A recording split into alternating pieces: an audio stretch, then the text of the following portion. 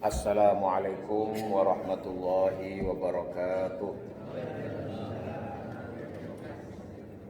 Innal hamdalillah nahmaduhu wa nasta'inuhu wa nastaghfiruh wa na'udzu billahi min syururi anfusina wa sayyiati a'malina. May yahdihillahu fala mudhillalah wa may yudlil fala hadiyalah.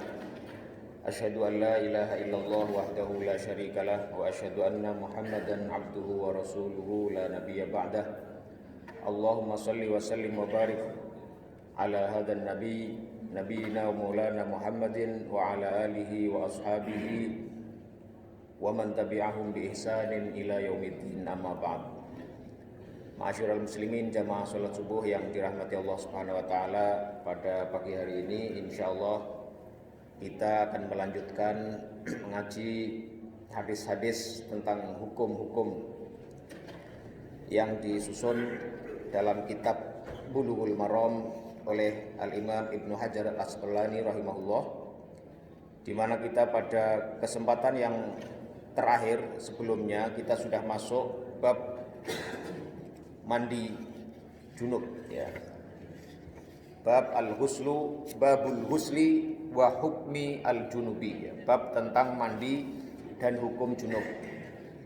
Pada pertemuan yang sebelumnya kita sudah masuk ke 3 atau 4 hadis. Yang pertama, hadis yang permulaan itu menjelaskan tentang wajibnya seseorang itu untuk mandi besar kalau mereka mengeluarkan air mani, baik itu disebabkan karena berhubungan suami istri atau lainnya seperti mimpi misalnya.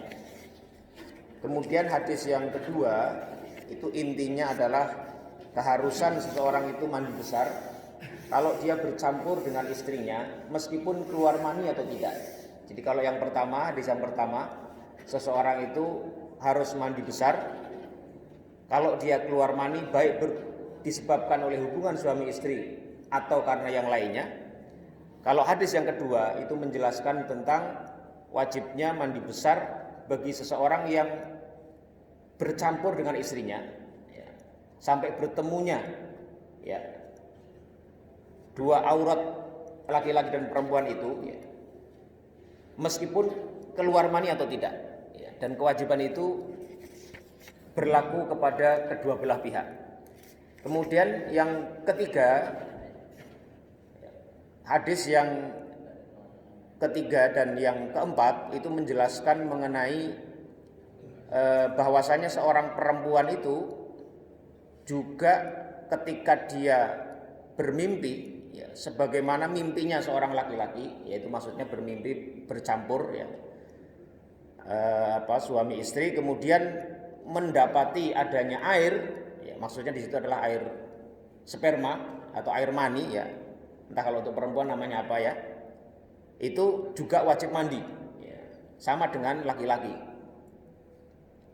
Itu hadis yang ketiga dan keempat. Nah, kita pada hari ini insya Allah akan masuk hadis yang kelima, ya, mengenai beberapa hal yang menjadi sebab-sebab disyariatkannya kita melakukan mandi besar. Hadis yang kelima, wa an Aisyah radhiyallahu anha, dan dari ibunda Ummul Mukminin, ibundanya kaum mukminin Aisyah radhiyallahu anha, qalat, beliau mengatakan, kana nabiyyu sallallahu alaihi wasallam yaghtasilu min arba'in. Bahwasanya Rasulullah sallallahu alaihi wasallam itu biasanya beliau mandi karena 4 hal. Minal janabati, yaitu karena sebab junub, wa yaumal jum'ati, dan juga mandi pada hari Jumat, wa minal hijamati, kemudian mandi dikarenakan berbekam, wa min huslil mayyiti, dan beliau mandi karena memandikan mayit.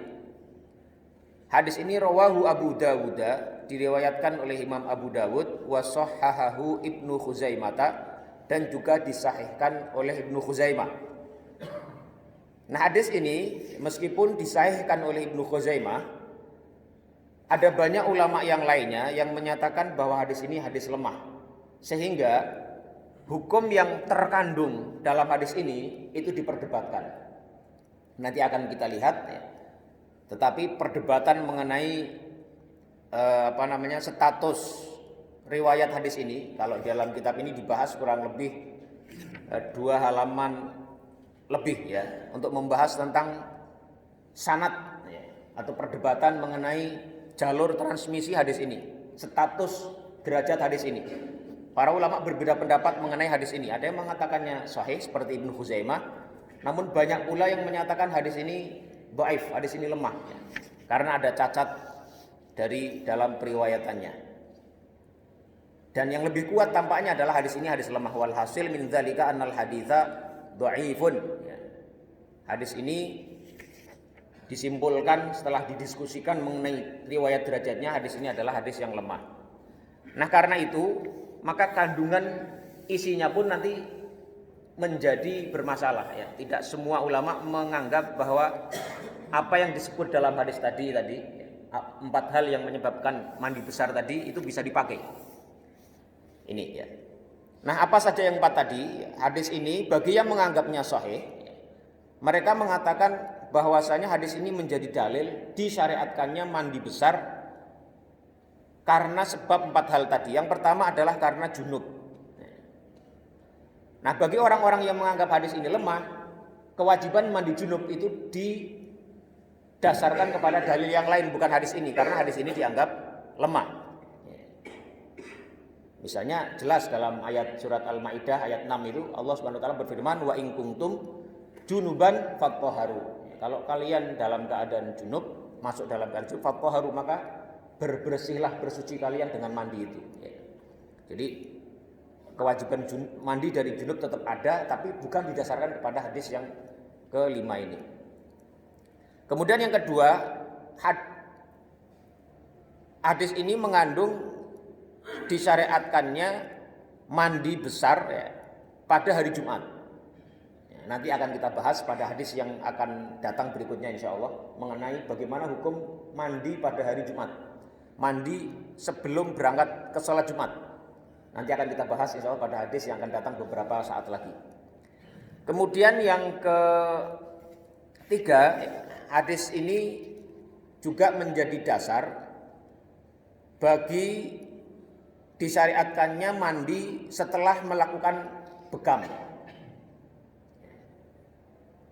Ini juga diyakini oleh sebagian ulama, namun mayoritas atau sebagian ulama yang lain itu mengatakan mandi setelah bekam itu hukumnya hanya sunnah saja, sebagaimana dianut oleh beberapa ulama sekarang kontemporer.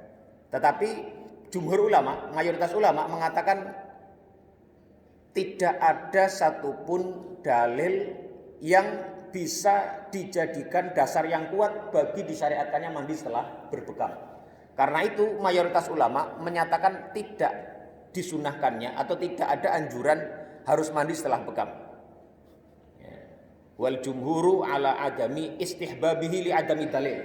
Mayoritas ulama mengatakan tidak ada satupun dalil yang mengarahkan atau mengindikasikan disunahkannya atau disukainya atau dianjurkannya mandi setelah berbekam, karena memang tidak ada dalil yang sah yang bisa menjadikan sandaran bagi kesimpulan tersebut. Ini. Tetapi kalau kita mau mandi setelah berbekam ya tidak masalah, tapi itu tidak bisa didasarkan kepada atau sebagai bagian dari sesuatu yang diyakini bagian dari syariat. Misalnya agar bisa lebih seger atau yang lainnya. Ini. Kemudian yang keempat, ya, hadis ini menjadi dalil disyariatkannya mandi setelah memandikan jenazah. Ya. Ini sudah pernah kita bahas dalam bab nawaqidul wudu, ya, bab yang membatalkan wudu itu ada diskusi ya, mengenai dianjurkannya mandi setelah memandikan jenazah. Kesimpulannya adalah menurut pendapat yang kuat, mandi setelah memandikan jenazah hukumnya hanyalah sunnah saja. Didasarkan kepada beberapa dalil yang lain, bukan hadis yang barusan kita baca, karena hadis yang barusan kita baca banyak ulama yang menyimpulkan hadisnya hadis yang lemah sehingga tidak bisa dijadikan sandaran argumentasi mengenai hukum yang dikandung di dalamnya. Ini ya. Nah, kemudian hadis yang keenam, An Abi Hurairah radhiyallahu anhu, dari sahabat Abu Hurairah radhiyallahu anhu, fi qissati Thumamah bin Uthalin, tentang kisahnya Thumamah bin Uthal. Thumamah bin Uthal ini seorang yang terpandang dari Yamamah ya, yang pernah tawan oleh beberapa sahabat Rasulullah SAW, kemudian dibawa ke Madinah dan akhirnya masuk Islam. Apa kisahnya? Indama aslama wa amarahun Nabi sallallahu alaihi wasallam ayyahtasila. Yaitu ketika kisah Thumamah bin Uthal ini ketika dia atau beliau aslama masuk Islam. Wa amarahun Nabi sallallahu alaihi wasallam, dan Nabi kemudian memerintahkannya an yahtasila, untuk mandi. Jadi setelah beliau masuk Islam, kemudian Rasulullah SAW memerintahkan Thumamah bin Uthal untuk mandi. Rawahu Abdur Razzaq, diriwayatkan oleh Abdur Razzaq, wa asluhu muttafaqun alaihi, dan asal daripada hadis ini itu ada dalam Sahih Bukhari dan Muslim. Ini kisahnya, ini lengkapnya adalah Thumamah bin Uthal al-Hanafi. Suatu ketika dia ini usiro, ditahan atau ditawan, kemudian dibawa di Madinah, diikat di satu dinding atau satu tiang daripada tiang-tiang yang ada di Masjid Madinah, Masjid Nabawi. Kemudian fakana Nabi sallallahu alaihi wasallam yaqdu ilaihi. Satu ketika Rasulullah SAW lewat ya, berpapasan dengan Thumamah bin Uthal ini. Fayaqulu, maka Rasulullah SAW bertanya, ya, mengatakan kepada Thumamah bin Uthal, ma indaka ya Thumamah, bagaimana keadaanmu atau apa yang kamu punyai ya wahai Thumamah, kamu punya apa yang ingin kamu sampaikan? Fayaqulu, maka Thumamah bin Uthal kepada Rasulullah mengatakan, in taqtul dzadamin, wahai Muhammad, karena saat itu beliau belum berislam, tidak menyebut ya Rasulullah, ya, in taqtul dzadamin, kalau engkau membunuhku, maka engkau membunuh seseorang yang punya darah. Maksudnya dia ini adalah orang yang terpandang di kaumnya, di sukunya, di kabilahnya. Jadi kalau kau membunuh aku, kira-kira gitu ya, ya siap saja tanggung konsekuensinya. Aku ini orang terpandang, nanti akan ada balasan dari kaumku, dari kabilahku, kira-kira gitu. Wa in tamunna ala syakirin, tapi kalau engkau berbuat baik, memberikan sesuatu yang baik buatku, tamunna ala syakirin, engkau memberikan sesuatu kepada orang yang akan bisa membalas budi. Jadi kalau engkau berbuat baik kepadaku, aku ini bukan orang yang melupakan budi baik orang lain, aku akan membalas budi. Wa in turid al mala nu'ti minhu, kalau engkau inginkan harta, ya, tebusan misalnya, ya, nu'ti minhu, akan kami berikan kepadamu. Masyikta, wa in turidil mala nu'ti minhu masyikta, kalau engkau ingin harta, kami bisa berikan kepadamu apa yang kamu mau. Wa kana ashabun Nabi sallallahu alaihi wasallam yuhibbunal fida, dan sahabat-sahabat Rasulullah SAW itu lebih menyukai adanya tebusan, karena memang tebusan ini bisa dimanfaatkan untuk dakwah Islam di saat-saat yang masih sulit saat itu. Wa yaquluna, dan mereka mengatakan, ma nasna'u biqatli hada, apa yang kita bisa perbuat kalau kita membunuh dia? Apa sih faedahnya kalau orang yang sudah kita tawan ini kita bunuh? Kan nggak ada faedahnya, kira-kira begitu. Udah, kejadian itu lewat. Suatu ketika famarra alaihi Nabi sallallahu alaihi wasallam yauman. Namun suatu ketika Rasulullah SAW lewat lagi, ya. Fa aslama, maka Thumamah bin Uthal itu kemudian memutuskan untuk masuk Islam. Ini ada beberapa riwayat yang lain, tapi yang disebutkan di sini ini fa'aslama, secara singkat ceritanya disebutkan fa'aslama, maka dia masuk Islam. Fahallahu, maka Rasulullah SAW melepaskan Thumamah bin Uthal ini, wa ba'atha bihi ila haiti Abi Thalhah, dan Rasulullah SAW memerintahkannya atau mengutusnya untuk mendatangi kebunnya Abu Thalhah. Fa'amaruhu an yaktasila faghtasala, maka Rasulullah perintahkan kepadanya untuk mandi, maka dia pun mandi, wa shalla raka'ataini, dan salat 2 rakaat. Faqala Nabi sallallahu alaihi wasallam, maka Nabi sallallahu alaihi wasallam mengatakan, laqad hasuna islamu akhikum, telah menjadi baik Islamnya saudaramu ini atau saudara kalian ini. Ini hadis yang ke-6 ya, yang menjadi dasar bagi disyariatkannya mandi bagi orang yang baru masuk Islam.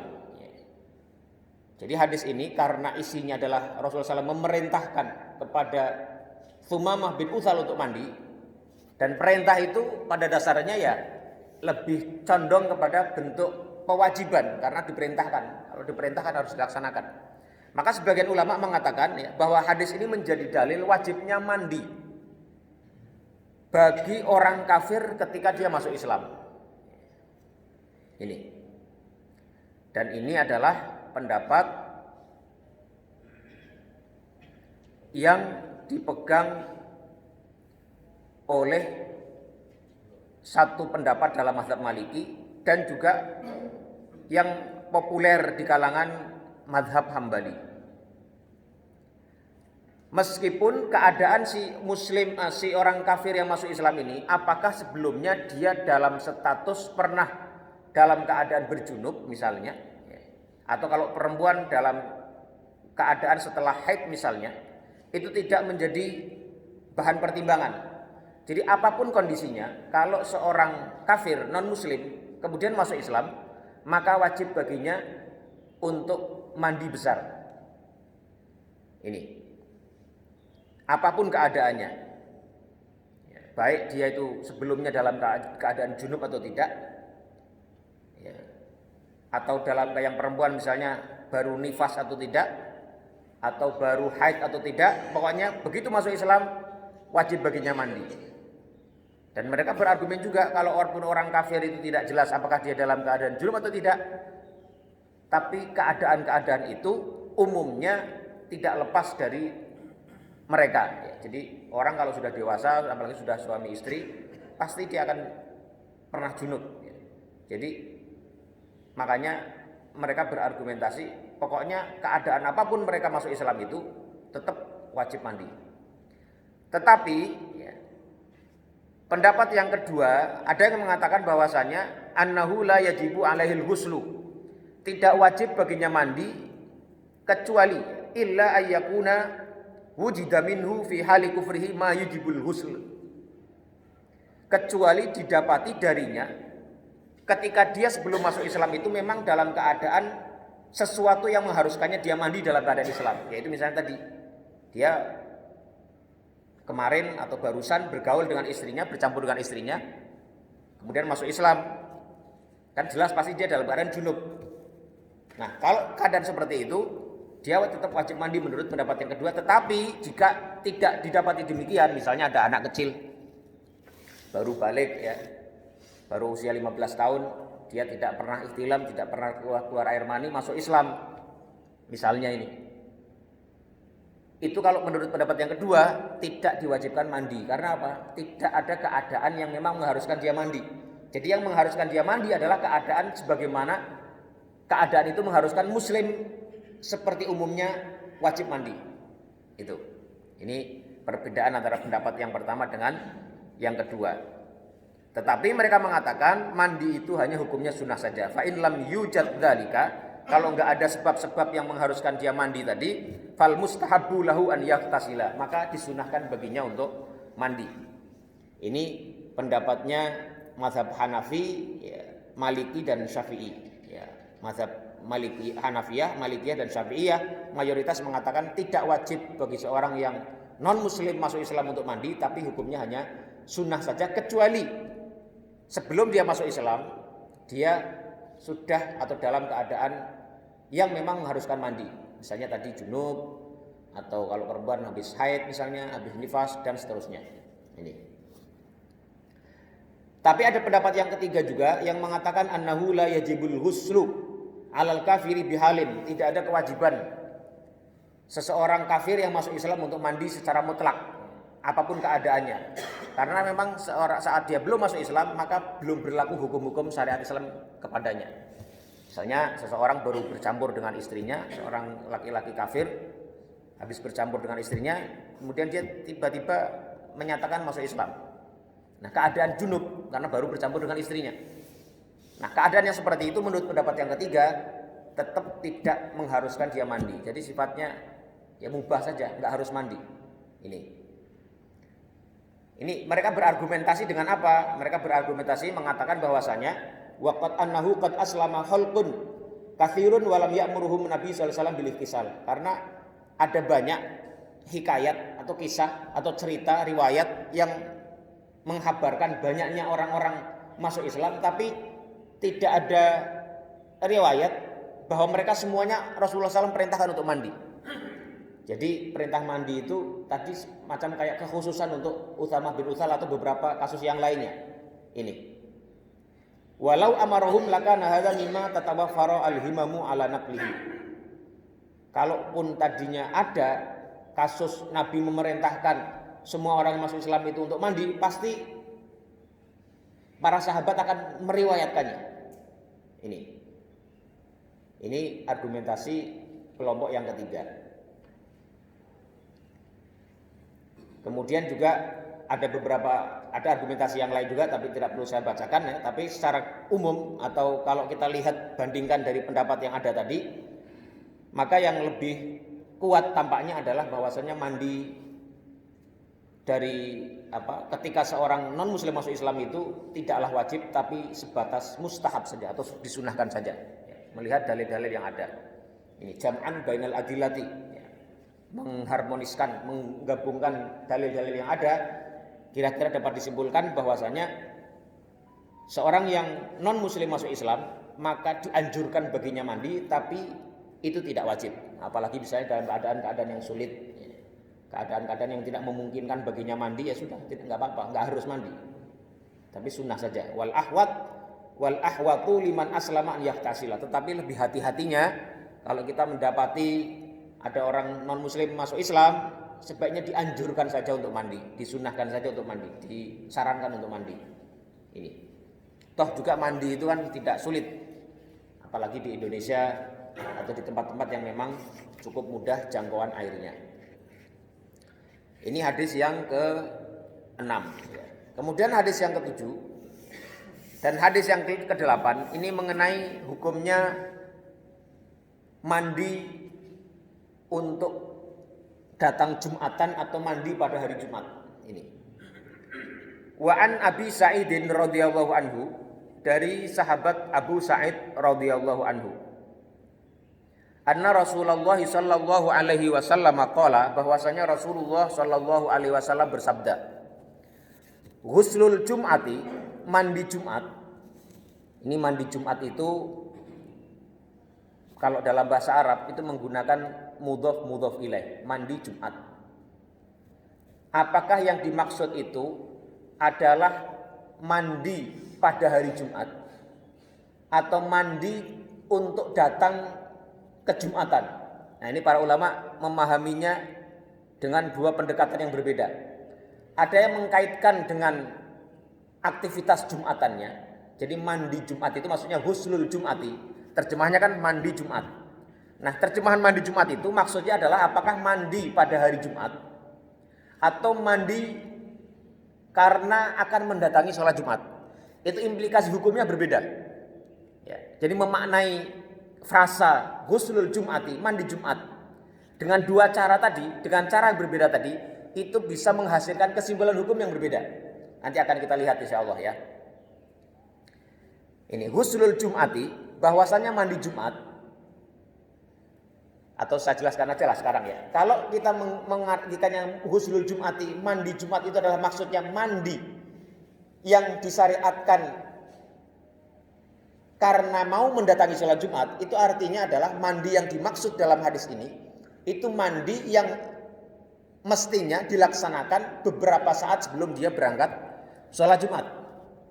Tapi kalau memaknai ghuslul Jum'ati, mandi pada hari Jumat, maka mandi Jumat itu bisa dilakukan kapanpun ketika sudah masuk kepada hari Jumat itu. Mau mandinya habis subuh, bahkan setelah terbit fajar, dia sebelum sholat subuh sudah mandi dulu, itu sudah memenuhi definisi mandi Jumat. Kalau kita memaknainya makna dengan ghuslul Jum'ati, ghuslu yaumil Jum'ati, mandi pada hari Jumat. Ini ya, dua pendekatan yang satu frase saja, cara memahaminya bisa berbeda dan menghasilkan hukum yang berbeda. Itu. Ini fikih itu begitu. Dalilnya sama, ya. Kalimatnya sama, tapi karena implikasi maknanya beda, hukumnya bisa beda. Jadi kalau yang pertama tadi, kalau yang ghuslul jum'ati maksudnya adalah mandi untuk sholat Jumat, itu mereka mengatakan ya mandinya itu ya harus ketika mendekati mau datang sholat Jumat. Kalau mandinya itu habis subuh, itu tidak memenuhi syarat disebut sebagai ghuslul jum'ah. Itu. Dan itu ada perdebatannya ya, dalam fikih ini. Nah, ghuslul jum'ati, mandi Jumat, wajibun ala kulli muhtalimin. Hukumnya wajib. Nah, ini ala kulli muhtalimin, atas orang-orang yang sudah balik ya. Muhtalim itu disebut dengan muhtalim karena man balagha sinnal hulumi ya, orang yang sudah mencapai usia balik. Mengapa disebut dengan muhtalim itu dengan mengapa menyebut orang balik itu dengan muhtalim? Itu karena umumnya seseorang itu masuk ke dalam usia balik karena ihtilam, yaitu mimpi basah kalau dalam istilah orang kita ya. Itu. Ghuslul jum'ati wajibun ala kulli muhtalimin, bahwasanya mandi Jumat itu wajib atas atau bagi orang-orang yang sudah balik. Hadis ini akhrajahu sab'atu, diseriwayatkan oleh imam yang 7 ya. Imam yang 7 itu ya Bukhari, Muslim ya, Abu Dawud, Nasai, Ibnu Majah, Tirmidzi dan Ahmad. Nah, ini 7 periwayat hadis. Meskipun ada catatan, ternyata hadis ini tidak ada dalam At-Tirmidzi ya. Ada kekeliruan pencatatan oleh Al-Imam Ibnu Hajar Al-Asqalani ya. Beliau imam luar biasa, Amirul Mukminin fil hadis ya. Tapi ya begitu ya. Karena manusia tidak ada yang sempurna, kadang-kadang ada kelirunya juga, dan untungnya banyak ulama yang kemudian mengoreksi di belakangnya, jadi ketahuan. Jadi kalau di menggunakan koreksi itu artinya hadis ini itu hanya diriwayatkan oleh imam yang 6 bukan yang 7, karena tidak terdapat dalam Sunan atau Jami' At-Tirmidzi. Ini, tapi hadisnya hadis sahih ya. Kemudian yang ke-8, karena ini berkaitan, kita baca dalam satu nafas yang sama ya. Wa an Samurah radhiyallahu anhu, dari sahabat Samurah radhiyallahu anhu, qala, beliau mengatakan, qala Rasulullah sallallahu alaihi wasallam, bahwasanya Rasulullah SAW bersabda, man tawaddoa, barang siapa yang berwudu yaumal jumu'ati, pada hari Jumat, fabiha wa ni'mat, maka dengan itulah satu hal yang baik. Jadi kata fabiha wa ni'mat itu sebagian ulama menjelaskannya adalah wa takdiruhu man tawaddoa, barang siapa berwudu fabirukhsati akhadh, maka dengan keringanan dia mengambil posisi, mengambil sikap. Wa ni'matir rukhsah, dan itu adalah sebaik-baik rukhsah, sebaik-baik keringanan yang dia ambil. Itu kira-kira maknanya. Ya. Barang siapa yang berwudu pada hari Jumat, maksudnya adalah untuk sholat Jumat, fabiha wa ni'mat, maka dengan itulah cukup bagi dia, dan itu adalah suatu hal yang baik. Wa man ightasala, dan barang siapa yang mandi, fal huslu afdol, maka mandi itu lebih baik, lebih utama. Rawahul khamsatu, hadis ini diriwayatkan oleh imam yang 5. Imam yang 5 tadi adalah yang 7 minus Al-Bukhari dan Muslim ya, jadi ashabus sunan ya, dengan Ahmad itu disebut rawahul khamsah ya, yang 5. Wa hasanahu Tirmidzi, dan dihasankan oleh Imam Tirmidzi. Ini. Nah, hadis ini yang ketujuh tadi, yang hadis Abu Sa'id tadi, itu mengindikasikan bahwasanya mandi pada hari Jumat itu hukumnya wajib, karena tegas Rasulullah SAW mengatakan ghuslul jum'ati wajibun ala kulli muhtalimin, mandi Jumat itu wajib bagi orang-orang yang sudah balik. Makanya sebagian ulama ya, bahkan sebagian sahabat ya, termasuk Umar radhiyallahu anhu misalnya, kemudian Abu Hurairah, Abu Sa'id sendiri yang meriwayatkan hadis ini, Ammar bin Yasir misalnya, dan beberapa sahabat yang lain menyatakan mandi pada hari Jumat itu wajib ya. Kalau kita masuk hari Jumat kemudian nggak mandi itu berdosa. Meskipun para ulama sepakat mandi wajib bukan menjadi syarat sahnya sholat Jumat, tidak, tapi wajib saja. Kalau nggak dilakukan itu berdosa. Ini pendapat yang pertama, mendasarkan pada hadisnya Abu Sa'id Al-Khudri tadi.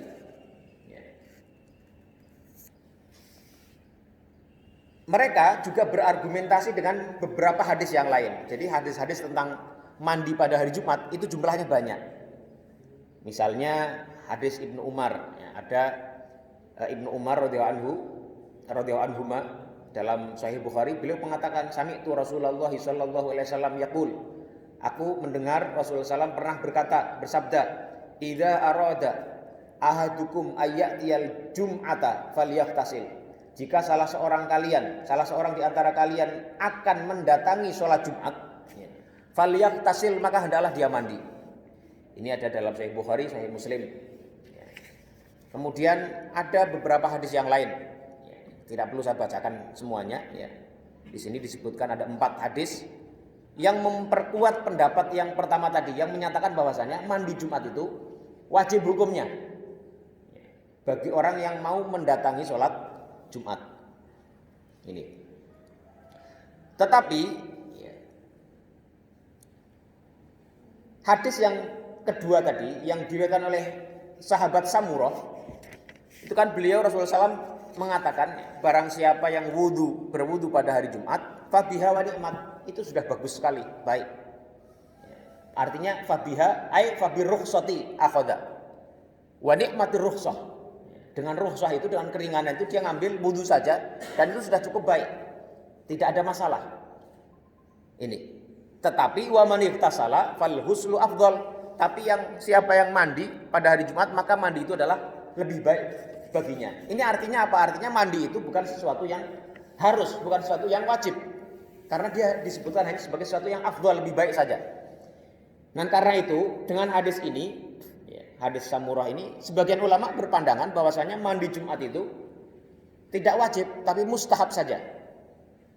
Dan ini adalah pendapatnya jumhurul fuqaha minas salafi wal khalafi. Kebanyakan fuqaha, ahli fikih dari yang dulu sampai yang sekarang itu mayoritas mengatakan bahwasanya mandi pada hari Jumat atau mandi untuk datang pada sholat Jumat itu hukumnya sebatas sunnah saja, tapi tidak sampai kepada derajat wajib. Ini. Dan mereka juga berdasarkan pada hadis-hadis yang lain juga. Ada beberapa hadis yang lain juga. Ini. Misalnya hadis man tawaddaa fa ahsanal wudu'a tsumma atal jum'ata fastama'a wa ansata. Ghufira lahu ma bainahu wa bainal jum'ati. Wa ziyadati thalathati ayyam. Dalam Sahih Muslim itu ya, barang siapa yang berwudu kemudian memperbaiki wudunya, kemudian mendatangi Jumat, salat Jumat maksudnya, fastama'a wa ansota, maka dia mendengarkan khutbah Jumat itu, wa ansota, dan benar-benar berdiam dan mendengarkan dengan baik, ghufira lahu ma bainahu wa bainal jum'ah, maka diampuni baginya apa-apa yang diantara hari Jumat itu dengan Jumat. Ziyadati salah ayat plus 3 hari lainnya. Jadi 10 hari diampuni dosanya bagi orang yang tadi berwudu dengan baik, kemudian berdatangi sholat Jumat, mendengarkan khutbah khatib dengan baik, maka diampuni dosanya. Ini artinya apa? Artinya dengan berwudu itu sudah cukup, tidak harus mandi. Dan ada beberapa dalil yang lain yang menjadi argumentasi kelompok yang kedua yang mengatakan bahwasanya mandi hari Jumat itu tidak wajib. Ini pendapat yang kedua. Kemudian ada pendapat yang ketiga yang menyatakan bahwasanya mandi Jumat itu, mandi ketika seseorang mau datang sholat Jumat itu hukumnya tidak wajib kecuali bagi orang-orang yang mendapati dalam dirinya ada aroma yang bisa mengganggu orang lain.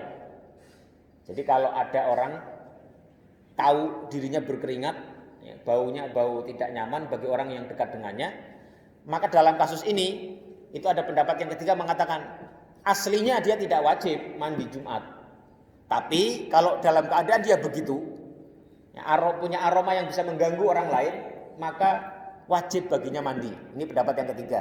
Jadi kayak seperti jalan tengah, ya, antara pendapat yang pertama dengan yang kedua. Nah, ini pendapat ini tentu tiga-tiganya ya didasarkan pada argumentasi masing-masing yang juga kuat, ya.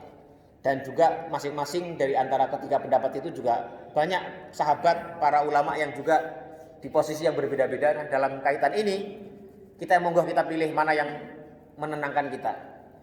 Kalau saya sendiri cenderung ya, kalau kita masih mampu mandi, maka mandilah. Pada hari Jumat, kalau orang-orang yang bekerja misalnya ya sudah mandi sebelum berangkat kerja tidak apa-apa. Untuk meminimalisir munculnya bau yang tidak nyaman tadi. Kalau bagi orang-orang yang tidak bekerja ada di rumah, memungkinkan baginya mandi beberapa saat sebelum datang ke sholat Jumat agar lebih segar dan baunya juga lebih segar, maka hendaklah dia lakukan itu. Mandinya itu ya beberapa saat sebelum Jumatan kalau bisa. Ya, untuk mengacu kepada pendapat yang tadi yang sebagian yang mengatakan ghuslul Jumat itu ya, mandi maksudnya adalah mandi menjelang mendatangi sholat Jumat itu. Ya. Tapi kalau memang tidak bisa karena satu dan lain hal ya tidak apa-apa. Kita toh juga banyak ulama, banyak sahabat juga yang berpendapat mandi Jumat, termasuk Aisyah radhiyallahu anha itu berpendapat mandi Jumat itu tidak wajib. Ya, jadi ya itu tadi ya.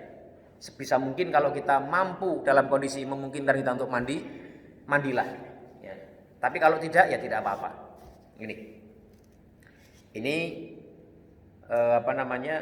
hadis yang ke 7 dan ke 8 ya, mengenai hukumnya mandi pada hari Jumat.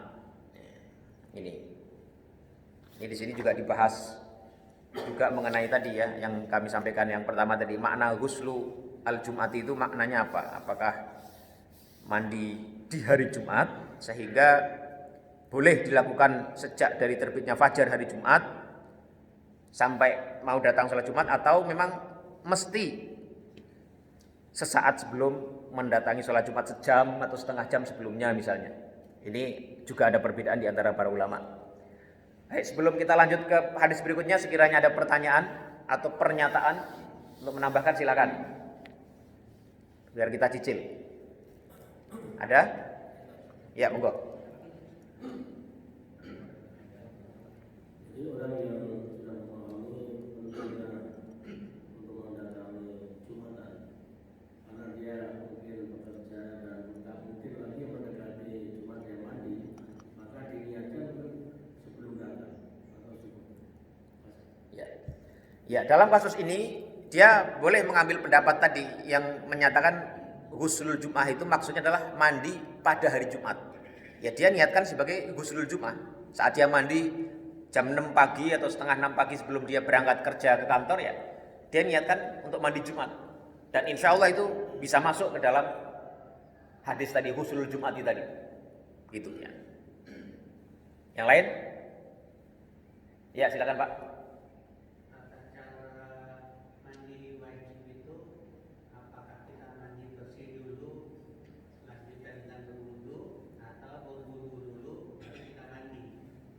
Ya, itu nanti ada hadis berikutnya Pak, insya Allah kita bahas. Ya, kita jelaskan ketika masuk ke hadisnya kira-kira 2 atau 3 hadis lagi insya Allah. Ya, bagaimana tata cara kita mandi. Ya, yang lain? Ya, kalau nggak ada kita teruskan ya. Hadis yang ke-9, wa an Aliin radhiyallahu anhu, dan dari sahabat Ali radhiyallahu anhu qala, beliau mengatakan, kana Rasulullah sallallahu alaihi wasallam yuqri'unal Qur'ana malam yakun junuban, bahwasanya Rasulullah sallallahu alaihi wasallam biasanya ya, jadi kalau ada kana kemudian setelah itu datang fi'il mudhari, itu biasanya diartikan biasanya. Kana Rasulullah sallallahu alaihi wasallam yuqri'unal Qur'ana malam yakun junuban, bahwasanya Rasulullah sallallahu alaihi wasallam biasanya membacakan Al-Qur'an kepada kami malam yakun junuban, selama beliau tidak dalam keadaan junub. Jadi hadis rawahul khamsatu, hadis ini diriwayatkan oleh imam yang 5, yaitu Abu Dawud ya. Kalau Ibnu Hajar menyebutkan dalam Bulughul Maram imam yang 5 itu maksudnya Abu Dawud ya, Tirmidzi, Nasa'i, Ibnu Majah dan Ahmad. Wa hadza lafdzu Tirmidzi wa hasanahu, dan ini adalah redaksi yang diriwayatkan Imam Tirmidzi wa hasanahu, dan dia mengatakan hadis ini hadis hasan. Wa sahhahu Ibnu Hibban, dan hadis ini disahihkan oleh Ibnu Hibban. Nah, hadis yang ke-9 ini itu berisi tentang hukum membaca Al-Qur'an bagi orang yang dalam keadaan junub. Nah, kalau kita baca hadis tadi yang menyatakan sahabat Ali menyatakan bahwasanya Rasulullah SAW biasanya membacakan Al-Quran kepada kami kecuali dalam keadaan junub, itu artinya adalah kalau keadaan junub Rasulullah tidak membacakan Al-Quran, maksudnya gitu. Artinya hadis ini mengindikasikan bahwasanya orang yang junub itu tidak boleh membaca Al-Quran sampai dia mandi, gitu. Ya, maka dari itu sebagian ulama, dan ini mayoritas pendapat ulama, mengatakan innal junuba la yaqra'u syai'an minal Qur'ani hatta yaktasila. Bahwa orang yang junub habis berhubungan suami istri, bercampur suami istri, baik si perempuannya maupun laki-lakinya, itu tidak boleh membaca Al-Quran ketika dia dalam keadaan junub hatta yaktasila, sampai dia mandi. Wa hadza qaulul jumhuri min ahlil ilmi, dan ini adalah pendapatnya mayoritas para ulama. Ini. Meskipun ya hadis tadi itu juga ada perdebatan ya mengenai tingkat keabsahannya, tapi ada beberapa hadis lain yang mendukung makna daripada hadis ini, sehingga tadi mayoritas ulama berpendapat bahwasanya orang yang dalam kondisi junub itu dilarang untuk membaca Al-Quran. Ini. Wastasnat al-malikiyatu al-yasira linahwi tahassunin ka ayatil kursi wal ikhlasi wal mu'awwidhataini. Tapi dalam mazhab Maliki itu mereka mengatakan ada pengecualian untuk ayat-ayat yang biasa dipakai untuk zikir atau untuk perlindungan, semacam ayat kursi misalnya. Ada orang junub ya, malam-malam tiba-tiba merasa takut ya. Ada apalah, dia merasa mungkin halusinasi atau melihat sesuatu yang menakutkan dia akhirnya baca ayat kursi misalnya, atau Al-Falaq dan An-Nas sebagai upaya untuk menghalau rasa takut dia itu. Nah, seperti ini itu dalam mazhab Maliki boleh. Karena apa? Karena yang dibaca itu adalah syai'un yasir tadi, sesuatu yang sedikit dan tujuannya adalah litahassun, untuk melindungi diri, untuk zikir, untuk wirid. Ini dalam mazhab Maliki mereka membolehkan, meskipun aslinya pendapat mereka adalah adanya larangan membaca Al-Quran bagi orang yang junub ini. Demikian pula waqalat asy-Syafi'iyyatu, para ulama dalam mazhab Syafi'i juga berpendapat yang mirip ya. Mereka mengatakan ya juzu maka nabi qasdi dzikri la bi qasdil Quran. Boleh juga membaca Al-Quran tadi maka nabi qasdi dzikri, selama itu tujuannya adalah untuk zikir, bukan untuk membaca Al-Quran. Ya tadi kayak orang yang biasa zikir pagi sore membaca surat Al-Ikhlas, baca Al-Mu'awwidhatan ya, baca ayat kursi, itu boleh. Karena tujuannya dia bukan sedang membaca Al-Quran, tapi untuk sebagai wirid dia, sebagai zikir dia. Ini. Demikian pula Imam Ahmad diriwayatkan beliau pernah mengatakan yurakhasu lil junubi an yaqra'a ayatan wa nahwaha. Ya.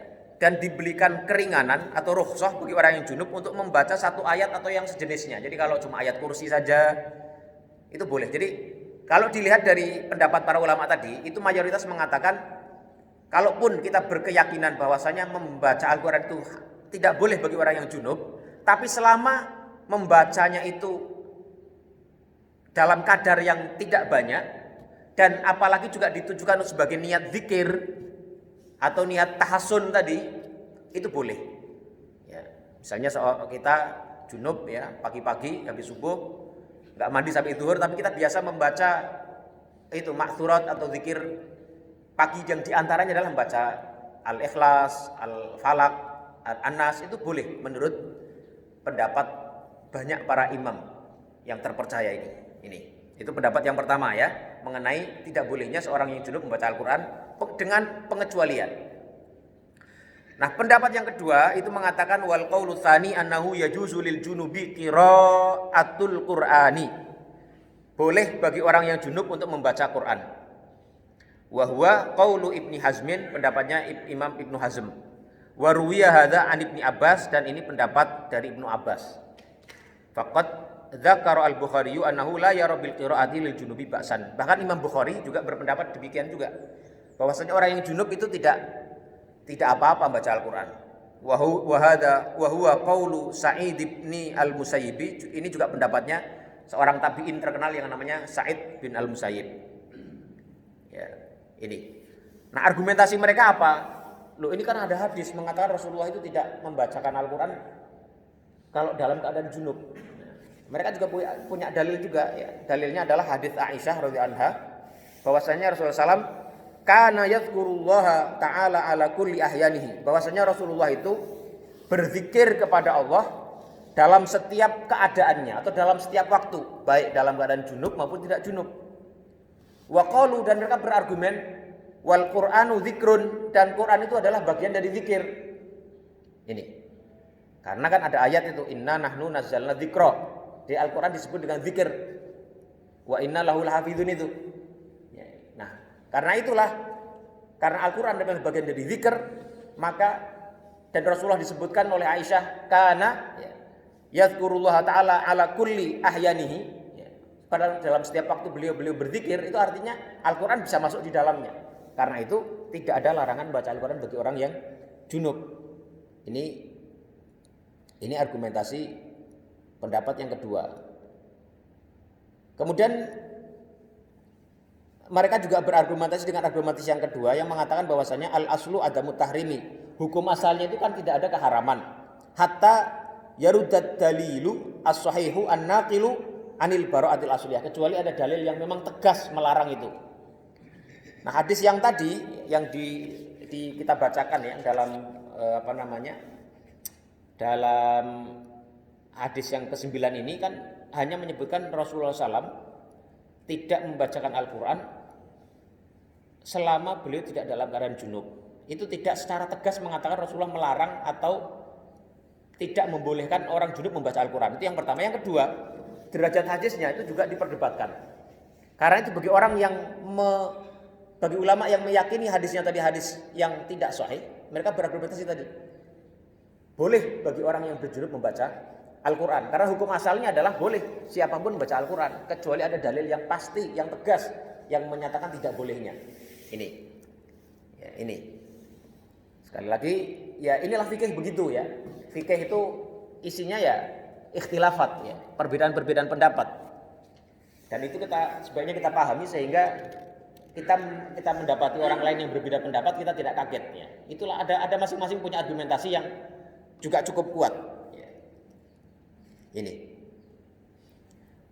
wal qaulu bil jawazi fihi wijahah. Orang yang atau pendapat yang menyatakan bolehnya orang junub membaca Al-Quran itu ya cukup kuat juga ya. Ada sisi benarnya juga gitu. Ini tapi ya ini semua diserahkan kepada kita memilih pendapat itu. Ya, kalau mau hati-hati misalnya ya usahakan jangan membacalah ya, nanti baca setelah mandi misalnya gitu ya. Tapi kalaupun ada yang mengambil pandangan yang kedua tadi ya, toh juga punya argumentasi yang cukup kuat juga, gitu. Ini. Nanti juga melebar kepada masalah membaca Al-Quran bagi orang yang haid. Ya, kalau yang haid itu perbedaannya lebih tajam lagi dalam arti pendapat yang membolehkan orang yang dalam keadaan haid atau nifas membaca Al-Quran itu lebih kuat dibanding mereka yang hanya membolehkan dalam keadaan junub saja. Ya, jadi kalau kita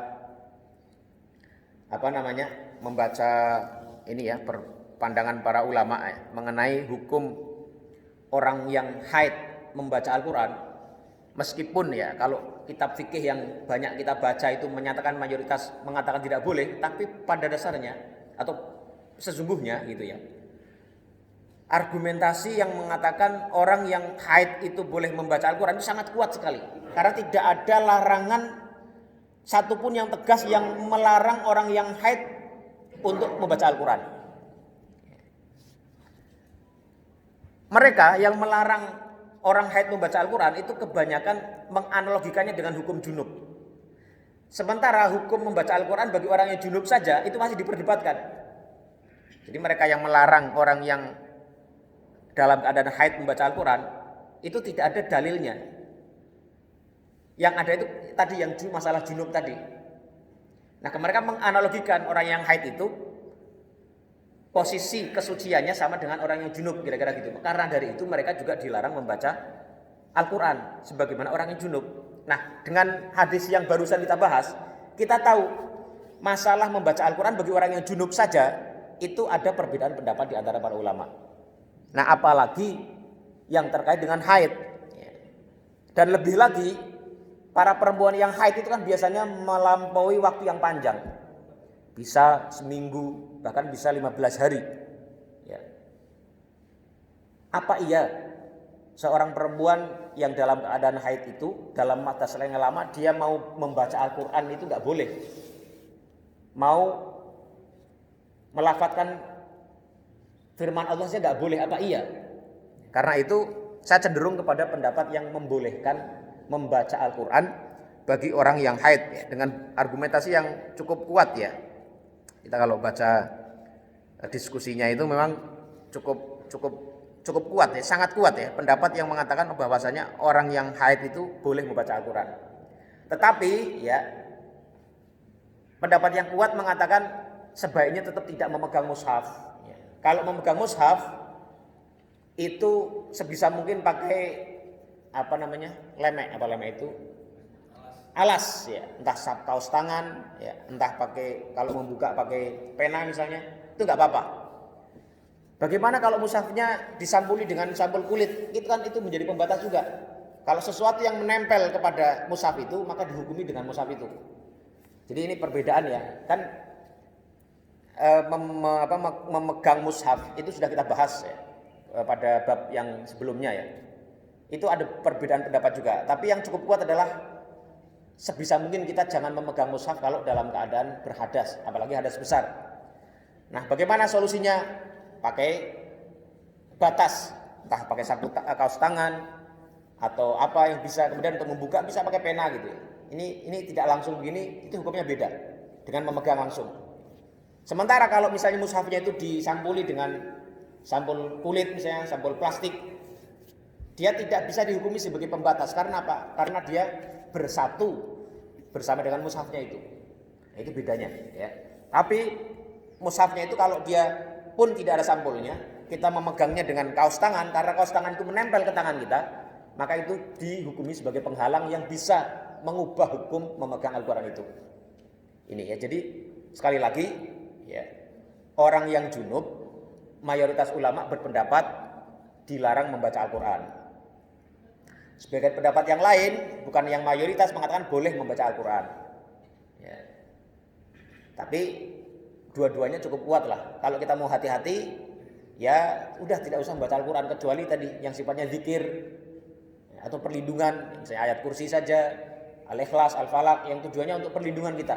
Kan misalnya Nabi gitu kan, dalam satu riwayat beliau kalau mau tidur itu kan senantiasa membaca Al-Ikhlas, Al-Falaq, An-Nas 3 kali kan. Kemudian beliau meniupkan di tangan beliau, kemudian mengusapkan ke sekujur badan beliau. Nah, umpama di antara kita ada yang berjunub, habis bergaul dengan istrinya, bersama istrinya, mau tidur, nggak sempat mandi dulu, membaca tadi ayat kursi, membaca Al-Ikhlas, Al-Falaq, An-Nas itu boleh.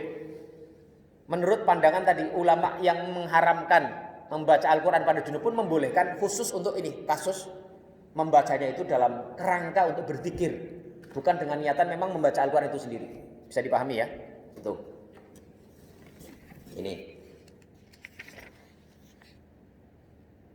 Ini kita mau lanjut sejenak Pak ya, sambil menunggu 10 menit dari syuruk ya, sebelum sholat kita bagi yang sholat isyraq atau sholat syuruk. Kenapa? Udah lewat. Turuknya jam 5 24. Udah lewat ya. Oke, kalau gitu ada pertanyaan atau pandangan? Silakan. Ya. Sebenarnya fatwa kontemporer sekarang kan mengalihkan mushaf kepada handphone itu kan cara paling selamat gitu. Yang di zaman salafus saleh dulu kan tidak ada itu. Nah, tapi ada juga pendapat carilah Al-Quran yang ada terjemahannya, karena itu sudah bercampur dengan terjemahan sehingga membolehkan untuk dibuka ketika sedang haid. Apalagi untuk pelajar putri sekian lama terputus sementara mereka di pesantren. Cuma saya belum ketemu itu sumbernya dari mana gitu. Apakah memang beda Al-Quran terjemahan dengan Al-Quran yang tidak ada terjemahan? Mohon pendapat. Iya. Jadi sebenarnya yang dilarang itu bukan hanya memegang mushaf segelondongan ini.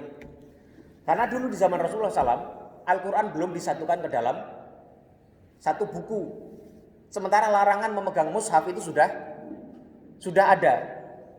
Jadi artinya mau selembar pun, ya, misalnya ada satu lembar kertas HVS, di print di situ satu halaman, itu sebenarnya sudah masuk dalam larangan memegang atau membawa mushaf bagi orang yang berhadas tadi. Ya. Jadi meskipun satu lembar atau bahkan mungkin 5 ayat saja gitu, kalau itu memang ayat Al-Quran saja itu masuk hukum tadi. Kenapa? Karena di zaman Rasulullah itu kan memang belum ada satu kitab Al-Quran dikumpulkan seperti ini. Masih ditulis di atas pelepah, ditulis di atas kulit, itu. Nah, mengenai Quran terjemah itu adalah cara kita mengartikan mushaf. Ketika kita menyebut mushaf Al-Quran dengan terjemahnya, itu apakah yang dominan di situ adalah disebut sebagai Al-Quran atau dengan terjemahnya? Kalau kita misalnya membawa Quran terjemah, tapi tangan kita dalam keadaan junub misalnya atau haid, kemudian memegang mushafnya, memegang kalimat Al-Qurannya, kalau itu masuk ke dalam hukum tadi, larangan memegang mushaf. Tapi kalau memegang bukunya ini, itu yang mungkin bisa masuk ke dalam rukhsah tadi, rukhsah bolehnya seseorang memegang mushaf. Karena apa? Dia tidak murni disebut mushaf. Karena apa? Di dalam satu buku ini itu bukan hanya berisi Al-Quran saja. Sama dengan kitab tafsir misalnya, atau kitab seperti ini. Ini kan isinya ada ayat-ayat Al-Quran, ada hadis, ada penjelasan yang bukan hadis juga bukan Al-Quran. Itu kita juga tidak masalah orang yang haid memegang ini. Tapi sekali di sini misalnya disebutkan dalam satu lembar, dalam satu lembar ada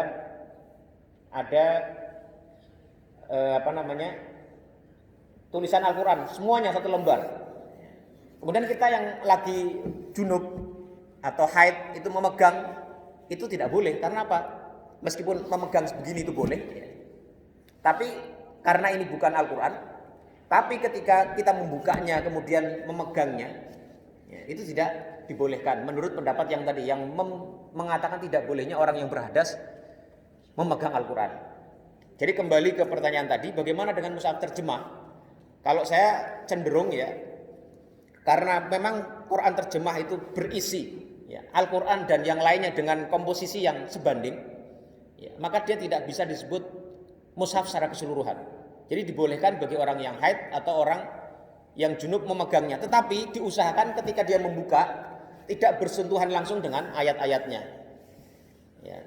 Tidak bersentuhan langsung dengan Al-Qur'annya, tapi bersentuhan dengan terjemahnya tidak masalah. Akan tetapi dalam keadaan ini, meskipun tadi karena memang tidak ada ini semua ijtihad ini semua ijtihad para ulama. Tapi karena tidak ada argumentasi yang benar-benar fix mengenai dalil itu, kalau kita mau berhati-hati hindari dulu Kecuali tadi kalau orang yang misalnya haid atau orang yang nifas yang memang masa keadaan dia berhadas itu panjang, boleh baginya melakukan itu, memegang, tapi upayakan tidak memegang bagian tulisan Al-Qur'annya. Itu wallahu a'lam bishawab. Ini memang apa namanya mungkin perlu kita kaji lagi ya lebih dalam ya mengenai apa persoalan ini. Tapi itu pendapat saya begitu. Sementara itu begitu. Wallahu a'lam bishawab. Ya. Ada yang lain, Pak? Kalau tidak ada, ya kita cukupkan ya untuk pertanyaan Pak tadi yang mengenai tata cara mandi. Mungkin kita bahas di pertemuan berikutnya ya, karena nanti akan ada hadisnya ya yang menjelaskan tata cara mandi janabah ya, mandi junub ya sama juga dengan mandi haid ya. Itu ada tuntunannya di hadis yang ke-12 dan hadis ke-13. Kemudian itu yang bisa kita kaji dan kita diskusikan pada kesempatan pagi hari ini. Yang benar semua dari Allah Subhanahu wa taala, sementara yang salah itu karena kebodohan dan kefakiran ilmu saya sendiri.